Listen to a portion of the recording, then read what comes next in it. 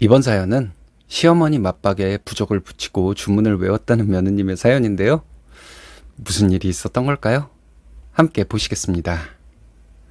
사연 시작 전에 좋아요, 구독 부탁드리겠습니다. 채널에 큰 힘이 됩니다. 여러분들도 사주 같은 거 믿으세요? 저도 미신이긴 하지만 한국인이라면 다 믿는 그런 거에 좀 신경이 쓰이긴 합니다. 머리를 북쪽으로 두고 자면 안 된다든지, 이름은 빨간색으로 쓰면 안 된다든지, 이런 거 말이에요. 친구나 회사 동료 따라서 점집 가본 적 있고요. 일 진짜 안 풀릴 때는 신년에 사주 보러 간 적도 있습니다. 이런 것들도 다 귀에 걸면 귀걸이, 코에 걸면 코걸이 아니겠어요? 100% 믿는다기보다는 그냥 위안이나 얻으러 가는 거잖아요. 그런데 저희 시댁은 이 사주에 거의 미쳐 있습니다. 처음에는 몰랐는데 시어머니가 이놈의 미신 가지고 사람을 들들 볶아요. 거의 본인이 모든 걸 알고 있다는 식인데 이게 사람 잡네요. 남편이랑 연애하던 건 5년 정도 되었었어요. 3년 차쯤 되었을 때 결혼 얘기 나왔고요. 시댁에서 제 생년월일 시 좀 알려달라 해서 별 생각 없이 당시 남자친구였던 현 남편 통해서 알려드렸습니다. 그런데 그때부터 2년 내내 제 사주 가지고 결혼 반대가 말도 못했어요.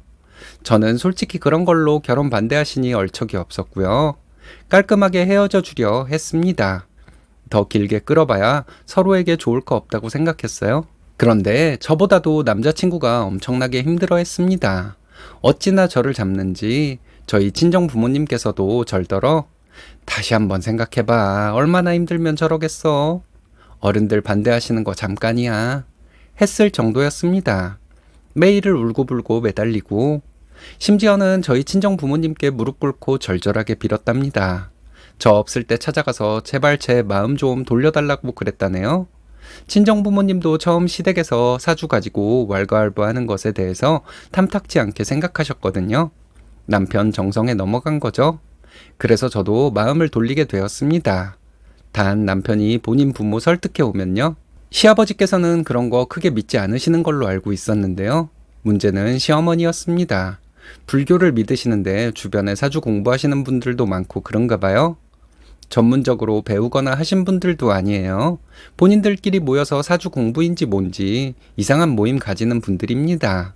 그런 분들에게 사주 보고 와서 그 난리를 피우시는 거예요. 그런데 어떻게 남편이 시부모님께도 허락을 받아온 겁니다. 저도 솔직히 안 될 거라고 생각했거든요. 근데 무슨 수를 쓴 건지는 몰라도 허락을 받아왔더라고요.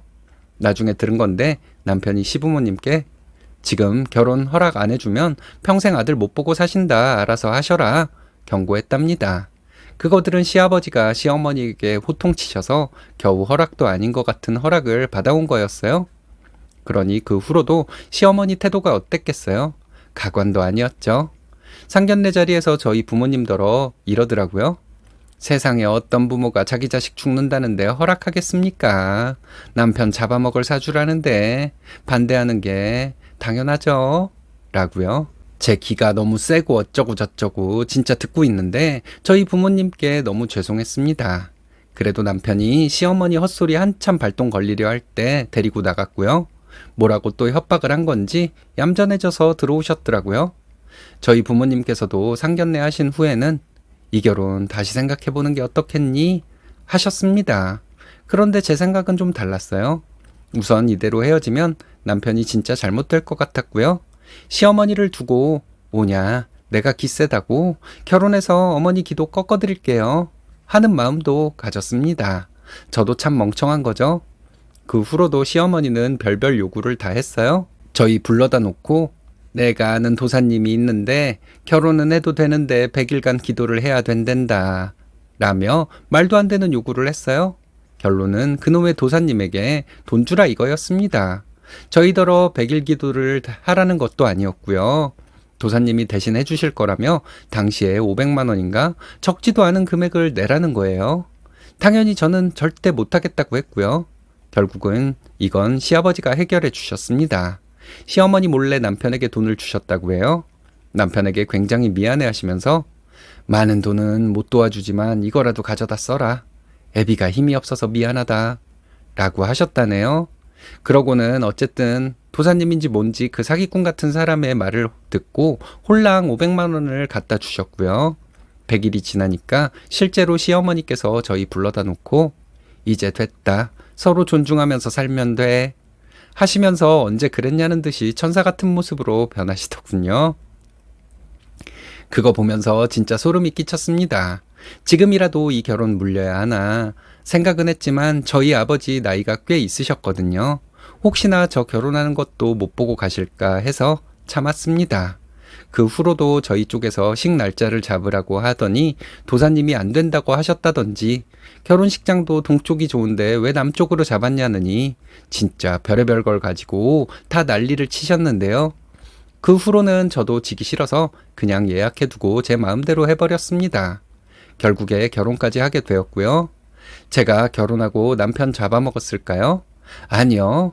저희 남편 거의 훨훨 날아다닙니다. 매번 진급해서 누락됐는데 큰 프로젝트 하나 맡아서 팀장 자리까지 올라갔고요. 연봉도 많이 올라서 친구들 앞에서 면이 선답니다. 매번 자기가 결혼하는 진짜 잘한 것 같다고 해요.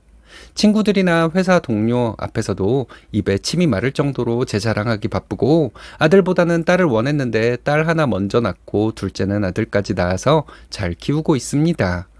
큰딸은 지금 만 3살 좀 넘었고 아들은 올해 태어났어요. 그럼 또 어떤 문제가 있었을지 짐작가지 않으시나요? 아마 이름 생각하셨을 것 같은데요. 그건 문제도 아니었습니다. 아이 낳을 때 예정일이 나오잖아요. 당연히 빨리 나올 수도 있고 늦게 나올 수도 있고 그냥 대충 이때쯤 나오겠다 하고 태교하면서 기다리고 있었는데요.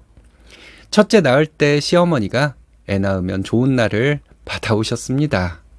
그러면서 저한테 꼭 이 날에 낳아야 해. 도사님이 이 날에 태어난 아기는 하면서 어쩌고 저쩌고 별말을 다 하셨는데요. 기가 차더라고요. 본인은 저희 남편 낳을 때 다 그 날짜 받아서 딱 맞춰서 낳았는지 절더러 조금만 참으면 된다 하시면서 어떻게든 밀어보라는 겁니다. 그래서 저도 시어머니에게 무슨 애가 용변이에요? 참게? 용변도 30분 이상은 못 참겠네요. 지금 무슨 말씀하시는 거예요? 했습니다. 저는 제가 이렇게 얘기하면 화를 내실 줄 알았어요. 그런데 시어머니 반응은 의외였습니다. 제 손 덥석 잡으면서 막 애걸복걸 하시는 거예요. 아가, 네가 무슨 마음인지 알아. 하지만 조금만 고생하면 애사주가 바뀌는 거라잖니. 우리 같이 힘내보자. 하시는 겁니다. 저를 설득하려고 아주 나긋나긋하게 말씀하셨어요. 그거 보는데 결혼 준비할 때 소름이 돋았던 게 그대로 올라오는 것 같았습니다. 이제는 좀 그만하실 때도 되지 않았나 지긋지긋하다는 생각까지 들었어요. 당연히 예정일에서 일주일이나 뒤로 잡아오신 그놈의 사주에 좋다는 날짜는 못 맞춰서 나왔고요. 울먹거리면서 병실 와서 첫째 보면서도 아이고 아가야 미안하다 미안해 하시면서 꼴값 떠쓰는 시어머니 때문에 화가 머리끝까지 차올랐습니다. 그래도 도사님인지 사기꾼인지 저희 딸 사주를 보더니 나쁘지 않다고 했나 봐요. 그러니 또 시어머니는 싱글벙글해서 다니시더라고요.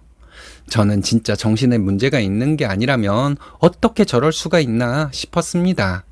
그래도 저희더러 사주가 어떻니 저떻니 하는 것보다는 나아서 내버려 뒀어요.